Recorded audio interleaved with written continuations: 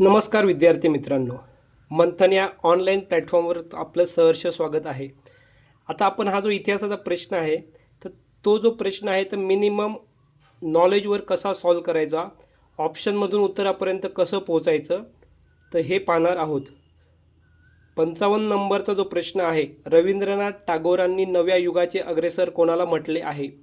4 जे ऑप्शन दिलेले आहेत मित्रांनो. आता जो प्रश्न आहे, प्रश्न वाचताना काळजीपूर्वक वाचायचा. त्यामधलं जे कीवर्ड आहेत ते फाइंड आउट करायचे. तर जे नव्या युगाचे अग्रेसर असं जेव्हा म्हटलं जातं, तेव्हा तुम्हाला हे माहीत हवं की नवीन युग म्हणजे काय. तर नवीन युग म्हणजे असं युग की ज्या युगामध्ये महिलांना शिक्षणाचा अधिकार मिळालेला आहे, महिलांना पुनर्विवाहाचा अधिकार मिळालेला आहे, महिलांना सतीपासून ज्या व्यक्तीने दूर केलेलं आहे, सती प्रथा जी होती तर त्यातून मुक्त केलेलं आहे, समाजामध्ये स्वातंत्र्य, समता, बंधुता यासारखी मूल्य समाजातील सर्व समाज घटकांना उपभोगता येत आहेत. तर असा व्यक्ती कोण असू शकतो? तर आता ऑप्शनवर जाऊया. स्वामी विवेकानंद आणि स्वामी दयानंद सरस्वती. तर ह्यांना अपेक्षित असणारं काय आहे, तर हे या दोन्ही व्यक्तींवर वैदिक धर्माचा प्रभाव मोठ्या प्रमाणावर दिसून येतो. तर हे पुराणमतवाद जो वैदिक धर्म होता, तो वैदिक धर्मात सगळ्याच गोष्टी वाईट नव्हत्या, वैदिक धर्मात गोष्टी चांगल्या होत्या. उत्तर वैदिक कालामध्ये त्या वैदिक धर्माचं मोठ्या प्रमाणावर आपल्याला दिसून येतं की त्यामध्ये त्यामध्ये आपण म्हणू शकतो की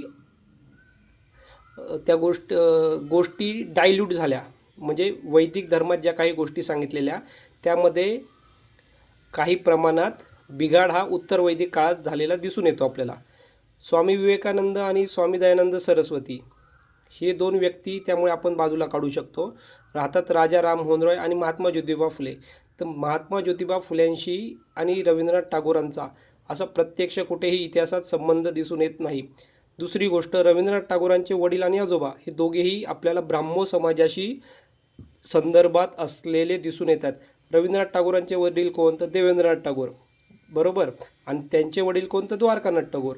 तर ही जी टागोर फॅमिली आहे तर ती ब्राह्मो समाजाशी संदर्भित असणारी आपल्याला दिसून येते. त्यामुळे जर तुम्हाला ह्याचं उत्तर माहीत नसलं तरीही तुम्ही थोड्याशा नॉलेजवर पर्याय क्रमांक 2 पर्यंत पोहोचू शकता. अशाच प्रकारच्या व्हिडिओसाठी आपलं जे ऑनलाईन प्लॅटफॉर्म आहे मंथन, तर तो तुम्ही सबस्क्राईब करू शकता. धन्यवाद.